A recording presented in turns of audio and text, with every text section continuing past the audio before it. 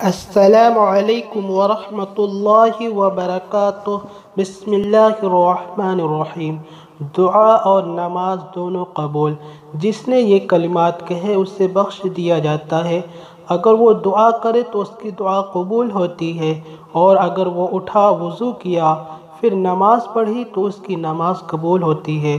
وہ کلمات ہے: لا الہ الا اللہ وحدہ لا شریک لہ، لہ الملک ولہ الحمد وہو علی کل شیء قدیر، سبحان اللہ والحمد للہ ولا الہ الا اللہ، واللہ اکبر ولا حول ولا قوة الا باللہ العلی العظیم، رب اغفر لی۔